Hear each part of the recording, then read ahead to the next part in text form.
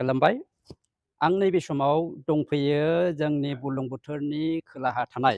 खोला कामरुप जिल्लानि सिङाव थानाय बक' आन्चलिक बर' जातीय परिषदनि जाय बिथां फाउन्डार सेक्रेटारि बिथां सेक्रेटारिनि न'खराव आंनि थांखिया जाबाय आं बेयाव फैनायनि थांखिया जाबाय बिथांजों मोनसे सुंद' मोगा-मोगि लानाय आरो आंनि बे मोगा-मोगिनि थांखियानो जाहैबाय बक' आन्चलिक बर' जातीय परिषदनि जोनोमनि बाथ्राफोरखौ डाइरेक्टलि बिथांनिफ्राय मिथिनाय आं सानो बे भिडिअखौ नायनानै नोंथांमोना बेनि सोमोन्दै बक' आन्चलिक बर' जातीय परिषदनि जोनोमनि सोमोन्दै मोजाङै रोखा-रोखायै मिथिनो मोनगोन आरो बेनिफ्राय नोंथांमोना गोबां लाब जागोन फैदो बिदिब्ला जोङो मोगा-मोगिखौ जागायनोसै आच्चा खुलुमबाय खुलुमबाय दे आं मिथिनायाव नोंथाङा जोंनि बक' आन्चलिक बर' जातीय परिषदनि फाउन्डार सेक्रेटारि गायसनगिरि नेहाथारि दा बक' आन्चलिक बर' जातीय परिषदखौ गायसननायनि बाथ्राखौ जों गुवारै मिथिनायनि सिगां आं एसे बाथ्राखौ नोंथांनिफ्राय मिथिनो लुबैदों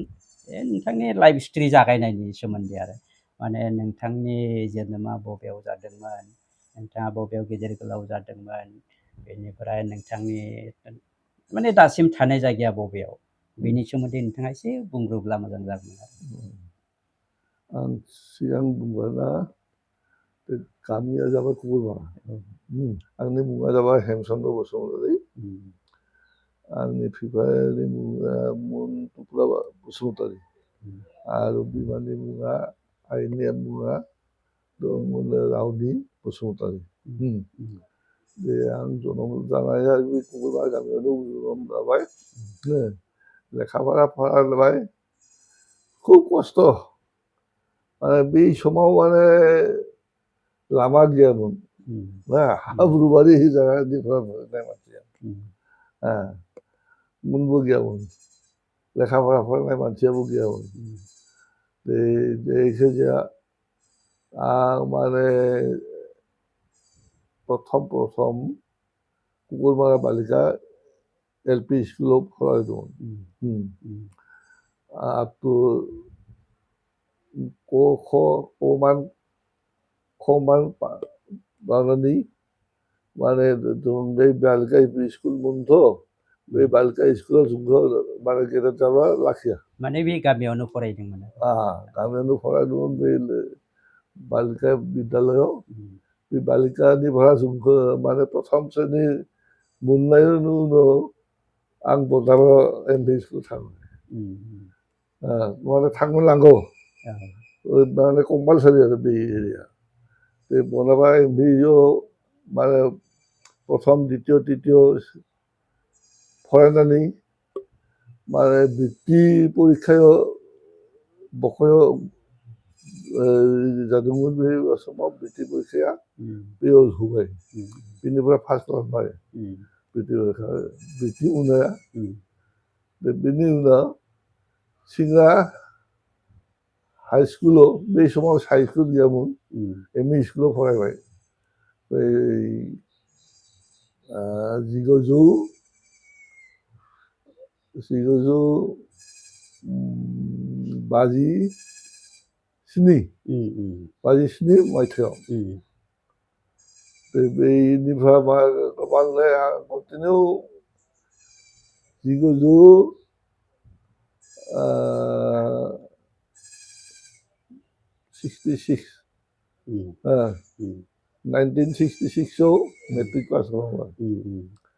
आरो बेनि उनाव मेट्रिक पास खालामनानै बे समाव बक' जवाहरलाल नेहरु कलेज प्रतिष्ठा जाबाय आरो बेयाव जों माने आं माने एडमिसन लाबाय 67 आव आं प्रि इउनिभार्सिटि पास खालामबाय कन्टिनिउ 66 आव मेट्रिक पास खालामबाय आरो 67 आव प्रि इउनिभार्सिटि पास खालामबाय रेगुलार डिउलि पास खालामनाय मानसि आं सासे आरो साथाम सासे कुलिटार सारा मुसलमान बे साब्रैबा पास खालामदोंमोन इउनिभार्सिटि एरिया डिउलि बाखि थांरो बेनि उनाव बोसोरसे जवाहरलाल नेहरू कलेजाव थानानै आं बिबुआ कलेजाव एडमिसन लाबाय गुवाहाटीयाव बेयाव सेकेन्ड इयाराव BA सेकेन्ड इयाराव एडमिसन लानानै बिबुआ कलेजनिफ्राय 1972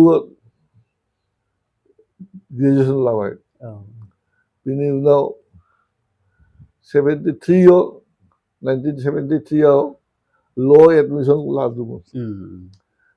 नाथाय बे ल' डिग्रिखौ लानाय नङा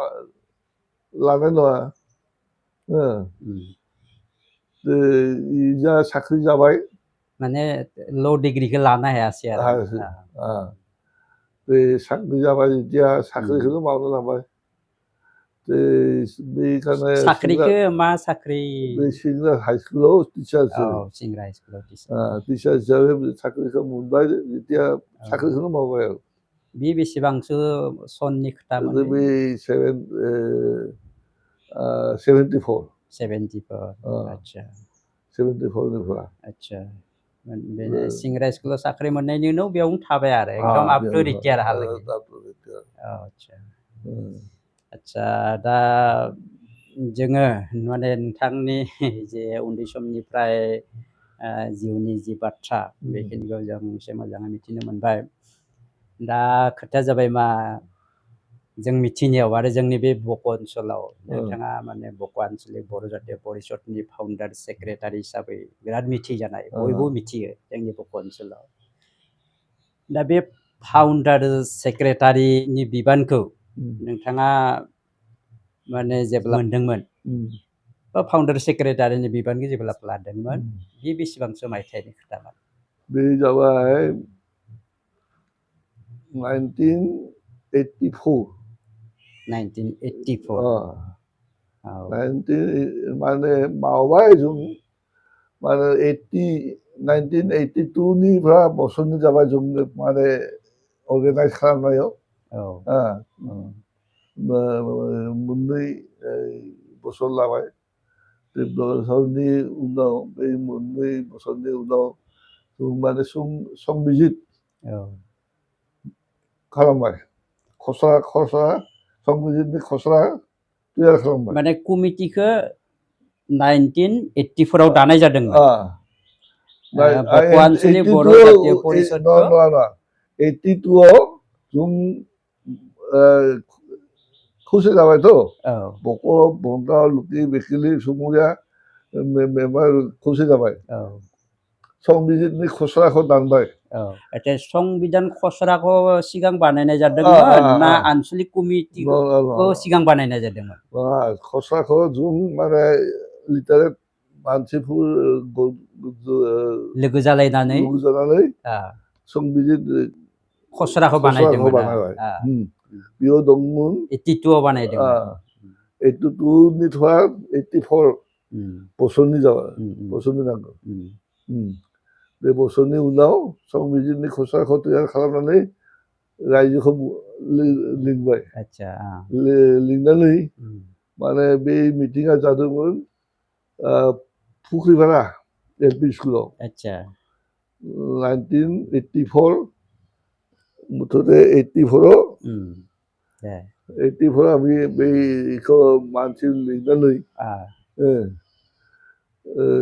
प्रतिनिधिमूलक मिटिंखौ गायसननानै माने बे संबिजितखौ अनुमोदन लाबाय आरो अनुमोदन लानानै बेबायदिनो अरायनि मतामत मोननानै माने कमिटिखौ दानाय जाबाय आरो 84 आव फार्स्ट दानाय जादों बे पुखुरिपारा LP स्कुलाव आच्छा जे 84 कमिटिखौ दानाय जाबाय बक' आन्चलिक बर' जातीय परिषदखौ बिनि सिगाङावनो संबिधान खसराखौ बानायनायजों लोगोसे कमिटिखौ दानायखौ लाफानानै माने जाय बे बक' आन्चलिक बर' जातीय परिषद दानायखौ लाफानानै माने सिगां फार्स्ट सोर बेसि गुरुत्त होदोंमोन आरो खामानिखौ सोर बेसि गुरुत्त होनानै बे खामानिखौ आवगायलांदोंमोन बे खामानिखौ गुरुत्त होनाय गेजेराव दं आं सासे सभाराम दैमारि বলরাম বড়ো, আনন্দ বড়ো, এই তারিণী খাখালারি, তারিণী প্রসাদ খাখালারি, করকাপাড়া बै साब्रै साबा मानसियानो माने गोबां माने मेन दायित्वखौ लादोंमोन आरो बिथांमोनानो मेन दायित्वखौ लानानै खामानिखौ आवगायलांदोंमोन आरो आदसा बेनि उनाव नोंथांमोना जेब्ला गिबिसिन बिबानखौ मोनबाय नोंथाङाथ' सेक्रेटारि हिसाबै मोनबाय आफादगिरिया नोंथांजोंसो दंफायोमोन बै आनन्द बर' नवापारानि बै खसरा कमिटिनि आफादगिरिमोन हेरि बलराम बर' काजिगाव काजिगाव खसरा कमिटिनि आफादगिरिमोन बलराम बर' काजिगावनि आदसा नेहाथारिमोन ओइ सभाराम दैमारि खसरा कमिटिनि माने बक' आनसलिक बर' जातीय परिषदनि संबिधान खसरा कमिटिनि खसरा कमिटिनि आफादगिरि बलराम बर' आरो नेहाथारि सभाराम दैमारि आदसा दा बे समाव नोंथांमोननि जि माने फार्स्ट कमिटि आरो बक' आनसलिक बर' जातीय परिषदनि बेयाव प्रेसिडेन्ट सेक्रेटारि आफादगिरि नेहाथारिनि अनगायैबोथ' आरो गुबुन सोद्रोमाफोर दंमोन मेम्बारफोर दंमोन बिथांमोननि मुंफ्रा एसे गोसोआव दंना नोंथाङा दं बेखिनिखौ एसे मेम्बार हिसाबै आफादगिरि जाबाय कमिटिखौ दानबायथ' 1984 बा अक्ट'आ मांखौ माबाबाय बै खसरा कमिटिखौ बलराम बर' बै आफादगिरिनि जाबाय आरो नेहाथारिमोन सभाराम दैमारि बेनि उनाव जोंबो माने बै कार्यकरि कमिटि दानबायथ' बे कार्यकरि कमिटियाव आफादगिरि जाबाय आनन्दराम बर' नवापारा भाइस प्रेसिडेन्ट जाखो भाइस प्रेसिडेन्ट गैयामोन नेहाथारि हिसाबै आंखौ होबाय आं हेम बसुमतारी बे आरो मेम्बार हिसाबै खगेन बर' अडिटरबो बिथांमोन खगेन बर' नवापारा बेलराम बर' एडभाइजार हिसाबै थाबाय तारिणी प्रसाद खाखालारि मेम्बार हिसाबै बिपिन बर' पुख्रिपारा मेम्बार बेनि उनाव प्रथम हिसाबै बेखिनियानो दं आदसा बे समाव नोंथांमोना जेब्ला बे जोंनि बक' आनसलिक बर' जातीय परिषदखौ दादोंमोन बे समाव नोंथांमोना रायजोनिफ्राय माबायदि अननाय मोनदोंमोन अननायाथ' खुब मोजां मोनदों खुब मोजां मोनदों बे समाव मानसि भेजाल गैयामोन एकदमानो सिदा जों बेगिदि दानबाय समाजखौ माने समाजनि बे उद्देश्य एरिया लक्ष्यआ दा बेयाव दर्शन बुजिदबो दं जे जों माबायदि लुखि बेकेलि बक' बनगाव समबुरा बे मोनबा मौजानि बर' रायजोखौ खौसे खालामनो हायो मोनसे संबिजित लाबोनो हायो बेखौ सिन्था खालामनाया दानबाय बेबायदि सोलिनानै दं आदसा बे बक' आनसलिक बर' जातीय परिषदखौ दानायनि सिगाङाव जोंनि बे ओनसोलाव माबा बेलेग कमिटि हिसाबै दंमोन नामा बेनि सिगाङाव दंमोन जोंनि आगोलनि रायजोफोरा लुखि बेकेलियाव मोनसे Moonba committee, Moonba dol, Hakadolखौ लानानै दलखौ लानानै लुखि बेकिले मौजा परिषद दादोंमोन 1923 दादोंमोन लुखि बेकिले बक' आनसलिक लुखि बेकिले मौजा दल परिषद आरो बक' ओनसोलाव दंमोन 1965 बक' बर' समाज संस्कार कमिटि हिसाबै माने बक' ओनसोलनिया एसे उनाव जादों आरो बे समाव माने मानसि गैयामोनथ' मिथिनाय मानसि बेयाव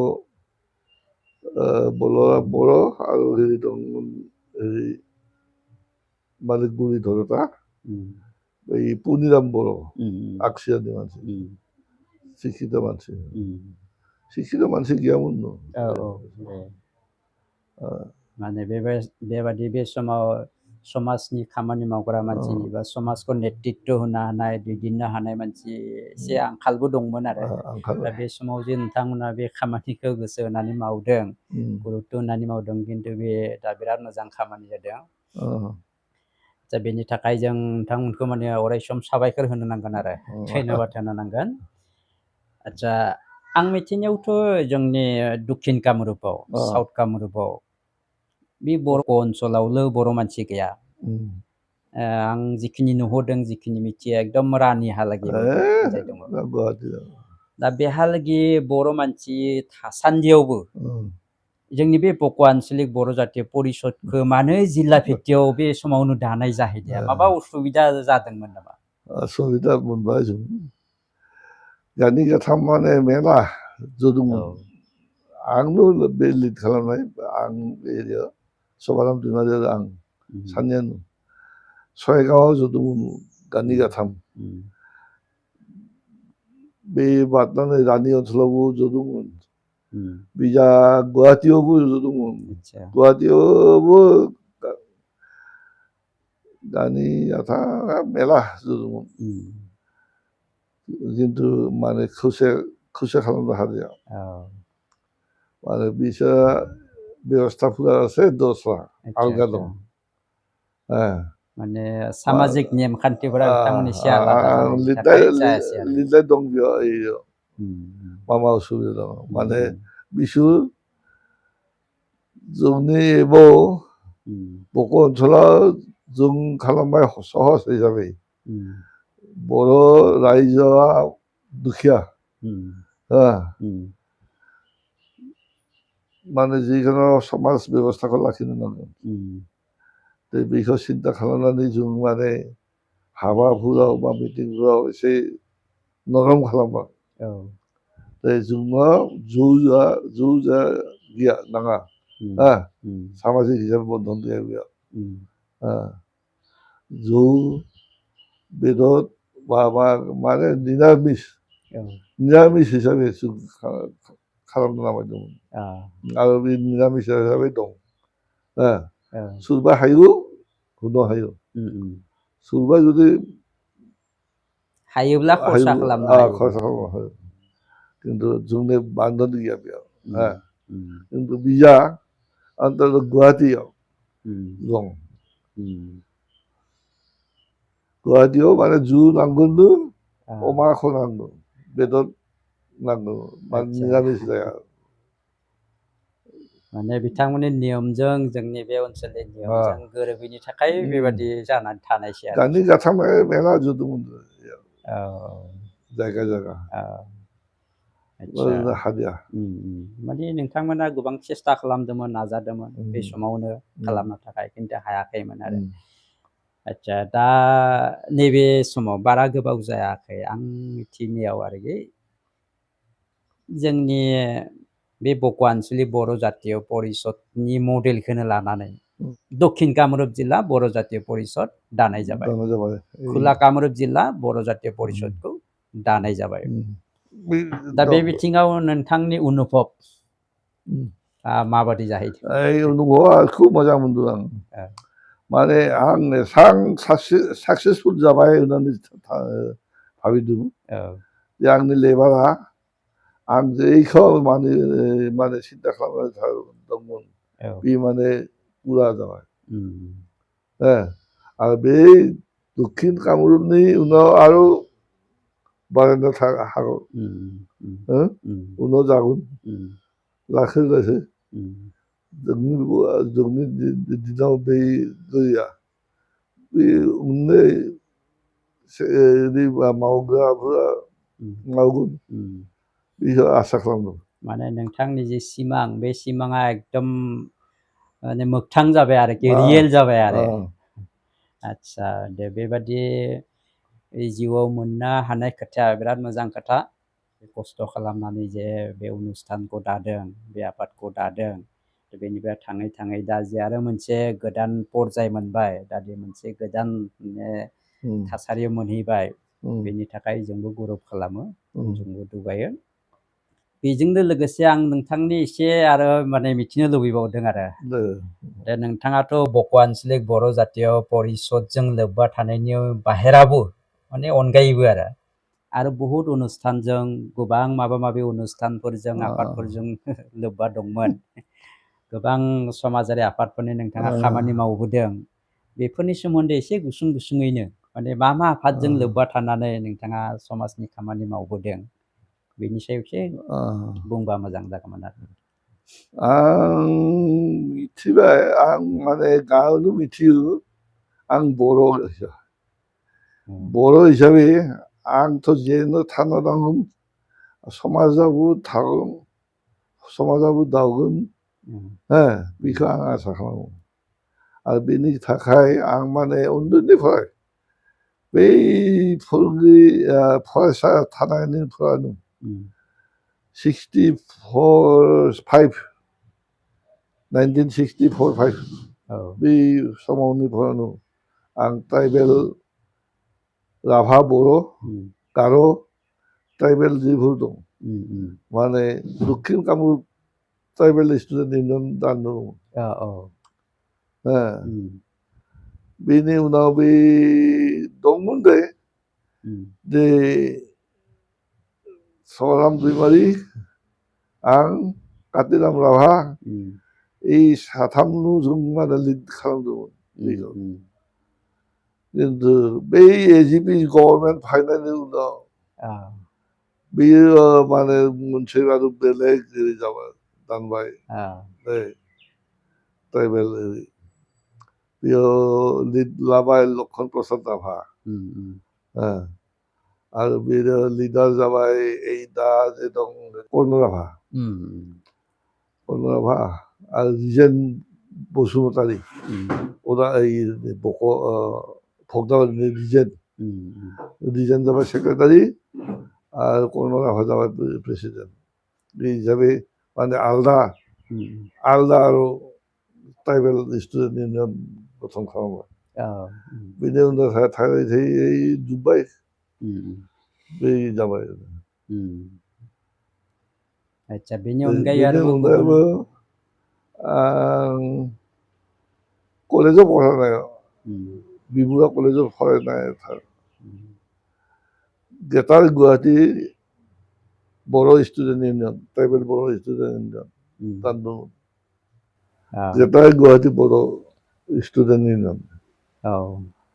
बेखौ दाननानै माने सलायबाय आंनि सिगाङाव एसे नेहाथारि सानै साथाममोन आं उनाव आं फरायनाय समाव बे ल' एडमिसन लानाय बोसोराव आंखौ नेहाथारि बानायबाय नेहाथारि जानानै आं माने गिदिंबाय माने जेराव माने बर' गामि दं गुवाहाटि ओनसोलाव सब थाबायदों आं 38 गामि दंमोन गुवाहाटियाव बे समाव बर' गामि बेफोरखौ माने खौसे खालामनो थाखाय बर' स्टुडेन्ट इउनियन दानबाय बेयाव दाननानै आं नेहाथारि जानायनि उनाव ओइ मावनाय दंमोन खिन्थु आं इजा साख्रि मोनबाय 74 आं सब माने दायित्वखौ माने जोंनि आफादगिरि बे समाव दंमोन ओरै दैलैक्य ब्रह्म अदालपारा कलेजाव प्रिन्सिपाल जाबाय बे समाव आं जेब्ला दंमोन गुवाहाटीयाव सेक्रेटारि हिसाबै इउनिभार्सिटि स्टुडेन्ट दंमोन बे इजा आं साख्रि मोननाय उनाव बे अरायखौबो माने बै प्रेसिडेन्टनि आखायाव होनानै आं स्कुलाव बेस्थ' थानो गोनां जाहैबाय लाखिदोंमोन आं नेहाथारि जाना थानो 8 बिघा जमी 8 बिघा tribal student union Guwahati greater Guwahati tribal student इउनियननि थाखाय ट्राइबेलफोरनि थाखाय हस्टेल खानो थाखाय 8 बिघा जमी रुपनगराव लाखिदोंमोन जों आंनो बै माने आरसिसि पस्ट लाबोनानै माने सिमाखौ लाखिनानै दंमोन आं इजा फैनो नांगौ जाबाय जेथिया आं फैबाय सब सास आफादगिरिनि आखाइ होबाय खिन्थु बै माने मन'जग होदिया बेनो जोब्बाय दालागि बे 8 बिघा माटि 8 बिघा हा जुदि ट्राइबेल नामाव रुपनगराव थागौमोन मा जे खामानि दा बेसे सम्पति जागौमोन आफादगिरिया मन'जग होदिया बेनि अनगायैबो जोंनि बे माने दक्षिणपाराव आरो जोंनि साउथ कामरुपाव गुबुन गुबुन बेबायदि समाजारि आफादफोरजों आरो माबा लोब्बा थानाय बिदि दङ नोंथाङा ट्राइबेल संघ दक्षिण कामरुप ट्राइबेल संघ दंमोन राभा बर' गार' बै ट्राइबेल संघनि मिटिं इजा बिजा मावदो मिटिं अधिवेशन दक्षिण कामरुप ट्राइबेल संघनि प्रथम आफादगिरि काति राभामोन नेहाथारि प्रथम जादोंमोन प्रमद राभा बिनि उनाव सभाराम दैमारि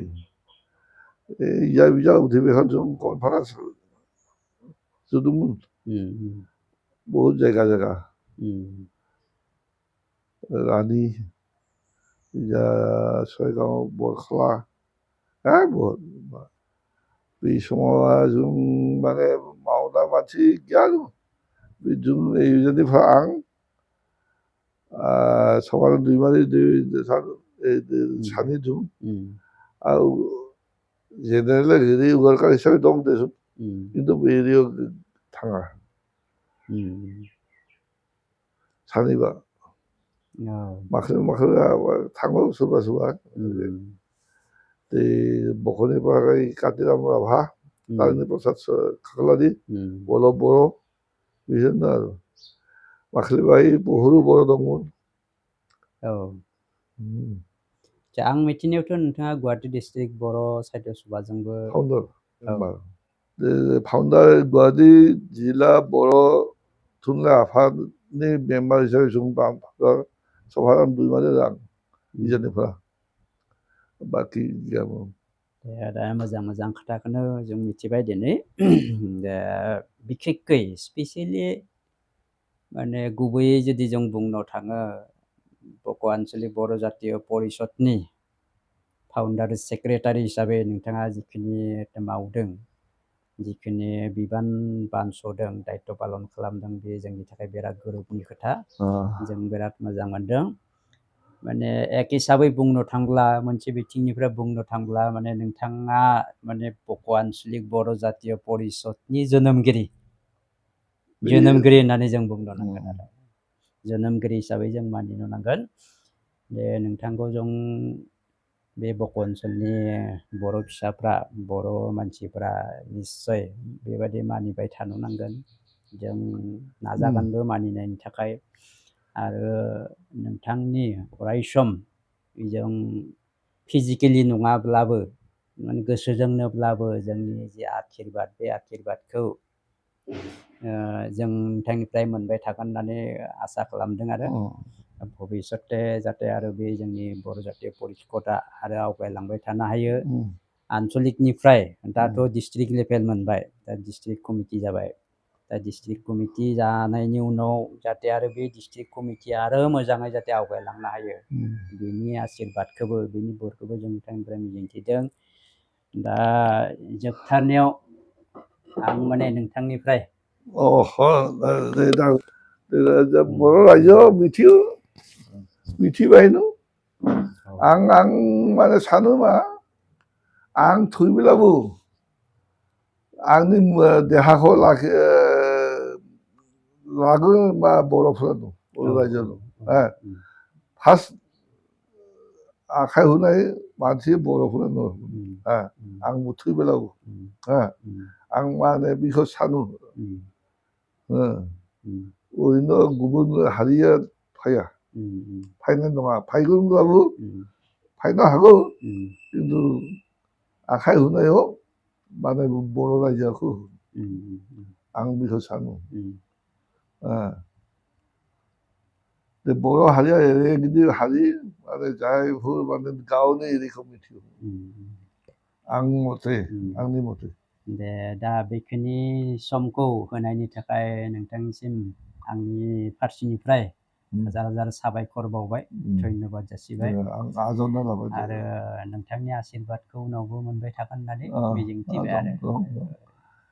दा बेखिनियावनो जोंनि दिनैनि बे जों माने मोखांजों मोखां रायलायनायखौ एसेयावनो फोजोबनोसै आरो दे धन्यबाद साबायखर